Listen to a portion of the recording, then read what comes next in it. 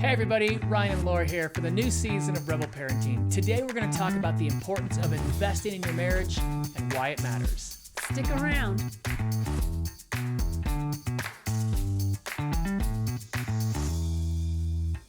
This is Sue from California, and the thing I love about being married is that I have someone to be by my side through the good times, to laugh with me, through the bad times, to cry with me, and just to be there no matter what we're going through.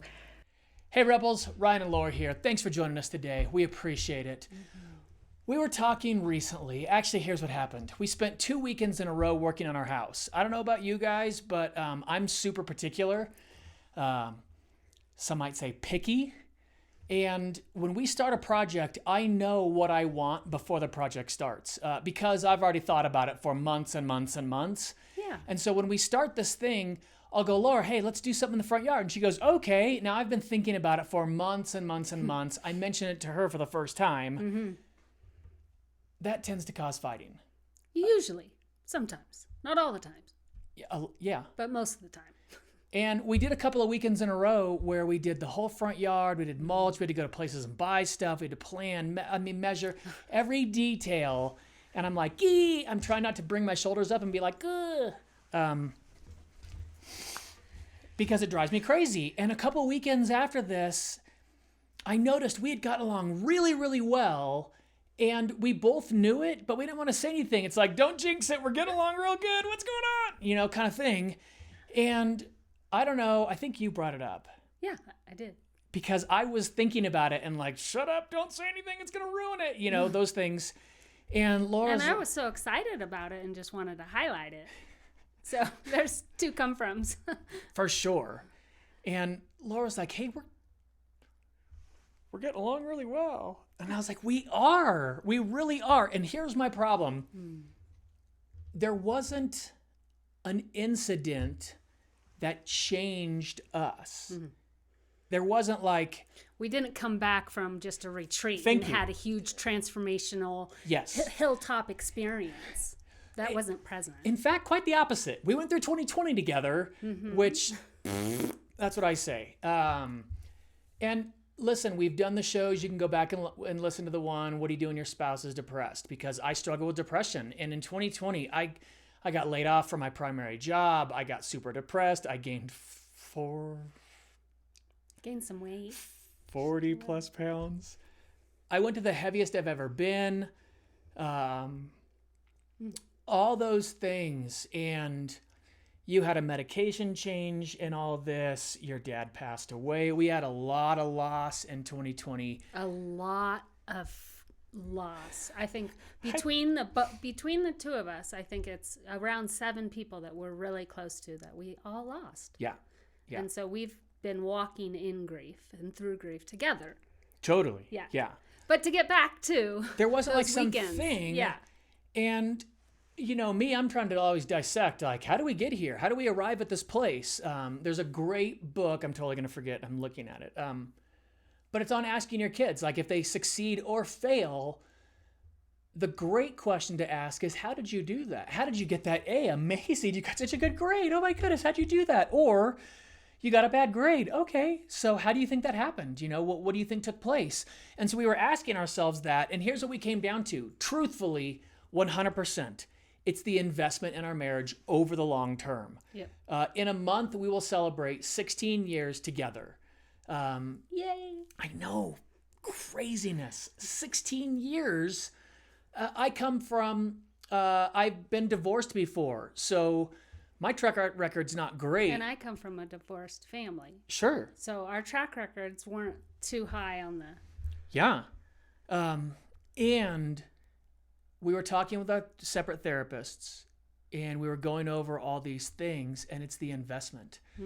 It was first and foremost trusting the Lord and continually, constantly, consistently, regularly, can I use more of those types of words, just telling the Lord, hey, I'm not doing well, or I'm unhappy, or I need some help, or anything you can do about this situation we've got going on. First and foremost, every single time, if you listen to Rebel Parenting, you've got to understand Jesus is first over everything else. Yeah, and the best place that I was told by Jen Scroggins, I'm giving you a shout out, best place to start to fight for your marriage is on your knees in prayer. 100%. 100%. That's where you begin. Yep. And if you're going to seek a third party, which is something we totally recommend, it's one of the primary places we have invested into our marriage. And we keep saying invested in our marriage. We did this study a few years back, and it was just between the two of us. Every time we spoke someplace, we would ask the audience, how many of you have invested more than $10,000 in your marriage since you got married? Counseling, therapy, Since your wedding. seminars, books. Can't count your wedding day. Your wedding day doesn't count. Your premarital doesn't count. It is post-wedding. What have you done to invest in your marriage? Have you read a book together? Have you gone to a seminar together? Have you gone on couples retreats or vacations together? Do you go to therapy together? Do you go to a therapist yourself? Those types of investments, monetary, layout, investing solely in your marriage or yourself. In a third party, who you want as a third party is the person that's looking to help your marriage succeed. That's what they're looking for. Yeah. Someone that has your core values, beliefs, and faith, and who's fighting with you for your marriage. And the other thing we say when you're looking for a third party, make sure they have someone they're being counseled by. Yeah. So Yeah. even if it is a lay counselor, make sure that person is talking to someone else. Definitely. It just helps the process. We've found over the last 15 years, Yeah. your counselor should have a counselor, and da-da-da, that's just how it goes. 100%, because they're hearing horrible things all day, every day. That's their job. Their job is to hear the worst in your life and help you get better. And while there are successes, like in our case, hearing hard things all the time is difficult. And so that's why we feel it's important for therapists to also see another therapist. And man, you just keyed me on this. Thank you so much. Asking him ahead of time, do you specialize in what we're dealing with? Right. Oh, Or yeah. what I'm dealing with, right? Be clear about what it is you want. Definitely. And a good therapist will say, 100%, I am definitely down with that. Or they'll say, you know what, that really isn't my specialty. Let's help you find someone that is in that specialty. Yeah. That is a huge, huge thing. I was speaking down at a college a few months back, and I was talking about the importance of therapy. And Laura and I came up with 5 questions to ask a therapist on your first meeting. And one of them was, do you specialize in our issue? Mm-hmm. Do you see a therapist? I'm not going to go to my computer and look at all of them. Yeah, I know. They can check it out on the resource page. Can we put it in the resource link? 'Cause I'm forgetting them too. Rebelparenting.org on the resource page is 5 questions to ask a therapist and all of our therapy resources. Yeah. So that's on our resource page. And we definitely recommend getting into therapy, personal and couples, because there are things that I deal with. Here, I'm just going to go with 2. I'm adopted and I'm divorced. Those 2 combined, my primary voice, I hear rejection and abandonment louder than anything else. Mm-hmm. I assume Laura is about to leave me and abandon me and reject me all the time. And we're 16 years in, 16 years together, but 16 years of marriage in. It's certainly not as loud as it was day one. And there are times when I'll go to Laura and I'll go, I'm hearing this. And she'll say, I'm definitely not saying that. And I go, I totally know. I know you're not saying that. I'm still hearing it. And so we're learning to communicate. My goodness. If you have a bad sex life, you have a bad communication life. Communication is the number one skill for any relationship, especially marriage. Being able to say, good, and here's the deal. I'm just going to be 100% with this. 16 years in, we've been seeing therapists together now for more than 16 years. Well, yes. Because I took you to see Betty. Yeah, exactly. Oh my goodness. Laura and I got engaged after 3 weeks of meeting on a blind date. If you haven't heard that story, go back, listen to all the stories we will tell. We met on a blind date, and I asked her to marry me 3 weeks later, and she said, Yes! It was probably exactly like that. Oh my goodness, probably. Excuse me. Um, and very shortly after that, I invited Laura to meet my therapist. And she's like, you want me to go to your counselor with you? And I was like, yes, I do. Because here's what I also know. I miss things. I miss red flags. I don't see warning signs because I'm a human being. And I allow my therapist to speak into my life and to suggest things I disagree with because I'm trusting their wisdom over mine. And that's a really hard thing to do sometimes. To be humble. You know, to have that humility to say, maybe I am wrong. Maybe I do need to change. Maybe it's me, not you. Or vice versa. Maybe, wow, I am on the right track and I am in a healthy spot and we need to make some renegotiations in our marriage. Yeah. So I think it comes off for both sides, learning to obey and learning to listen and learning to check in with your spouse of, hey, where are we headed? What's our vision for our marriage? 100%. And I think that's what therapy has allowed us to do, and it's given us space to be our own people. Yeah. I will tell you this too, in a moment of brutal honesty, because that's me. Like, here's what you don't know if you haven't known me for a long time. I'm really, really truthful, which sounds like a good quality. And I'm not mean, but I am very, very honest. And I'm not, I don't believe in that tough love. I don't believe in the excuse of tough love for you to be a jerk. I believe in the concept of tough love. My dad's got a great book called Love Must Be Tough. And the whole thing of I'm being rude and mean and I'm calling it tough love, I don't believe in that. I definitely don't believe in that. And I don't think that is tough love. No. I don't think that's love at all. No, but I will say in a moment of total honesty, I asked Laura and we came up with, without therapy and counseling, without that investment in our marriage, we wouldn't be married today. Yep. There's no chance. There's just no chance. And because over time, it allows us to trust each other more and it allows us to trust the Lord more. Yep. Our therapists believe what we believe. They point us towards the Lord. Every so time. In those moments of doubt when Laura was going through cancer, and we're in our garage now. It's converted to a studio, but I remember standing right behind the camera, bawling my eyes out, just saying to the Lord, I know you're here. I know you, but I said a whole lot of things I'm not going to say. I know you're here. I don't feel you. I don't feel you. You are not answering my prayers in the way I want. And I'm going to keep putting one foot in front of the other. I'm just going to keep trusting you. And because of that, today we get along.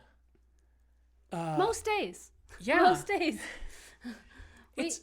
Yeah, and well.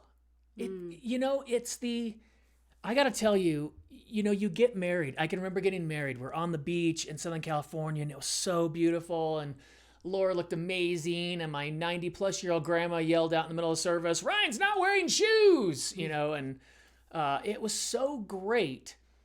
I did not know within 1 year we'd lose Laura's mom. I didn't know within 5 we'd lose multiple babies.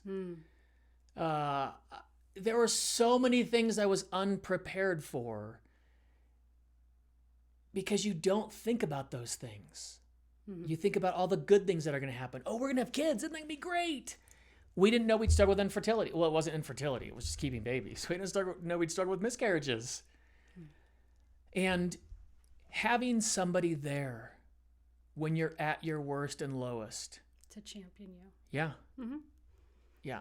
And I will tell you, we came up with a number, and it is astronomical how much we have invested in our marriage from day one till today.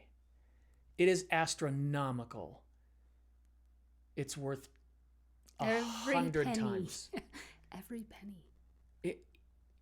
I'm telling you, and I don't do this to be self-depreciating. Did I say that right? I think so. But I was not a good parent in the beginning. I really was a bad parent. I was a fear-based parent. I was ashamed of the bad job I knew I would do. I was ashamed of being a failure because I thought I was a failure. The negative voices were so loud, and I was taking it out on Lincoln over and over and over, and he has such a beautiful soul. And I needed a breakdown. I needed a breakdown in order to break through and listen to a therapist and hear the Lord and soften my heart and reach out to my kids and apologize and say when I was wrong and go again and go again and go again. Over and over, to the point where I don't care. I'm a brag. I got such a good relationship with my kids. By the way, I'm just going to let you nod your head along. I was such a horrible parent. I was so scared, and it came out as anger, and the kids didn't like me, and Laura didn't like me. And now to spend so much time with them in closeness and having this intimate, deep, nuanced relationship, and to look back at the idiot I was, and I was an idiot. I mean, I was so ignorant and full of fear, and the Lord was not, I didn't see how much he loves me. I didn't see myself through his eyes. And That's key. to have the kids today and my marriage, by the way, after going through a divorce, anybody that's divorced, you totally know what I'm talking about. When you go through just that for so long, and then you get into a marriage and there's that thing in the back of your head like, oh my gosh, is it going to go south again? What happens if I blow it again? What happens if it's, bad? And I don't think I can go through that again. And now we've got kids and I don't think they can go through that. All those things. And then to be like, oh my goodness, hey, I like you. I like you. It's fun to be together. Who knew? I mean, who knew? Who stinking knew? You know who did? The Lord knew. The Lord knew. He saw Adam alone in the garden and said, oh my goodness, there's nobody for this guy. And he created Eve to be the perfect partner. Now, we're going to keep this program short today. We believe in egalitarian marriages. When the Lord created Adam and Eve before the fall, before sin entered the world, it says, the two shall leave their father and mother and cleave to each other, and they shall become one flesh. The two shall become one. It doesn't say there should be the two shall become president and vice president, superhero and the sidekick, big guy and the little buddy. It doesn't say that. None of it. It says the two shall become one. The two shall become one. The fall, sin, made the struggle between men and women that women would want to rule men. Here's what it doesn't say. It doesn't say, and men would want to rule women. It says you're supposed to be equal. But because you sinned, you're going to fight over authority in that relationship. And what we're saying is the more you can rely on the Lord, the more you can pour into the Holy Scriptures and put Jesus first in your life, then he will be your authority. And you're not fighting with each other, you're fighting the problems. We got problems. And together, we're going to go kick their rears. I didn't curse. Good job. That's what it is. It's the investment. I'm telling you, it is 100% worth it. So stick around, keep listening. We want you to hear our shows coming up. We have great stuff coming up. Yeah. And got some great guests, got some great advice, some great help. It's going to be a shorter program. It's going to be more to the point, more succinct. I will do live streaming where I talk about the family and all the things that are going on.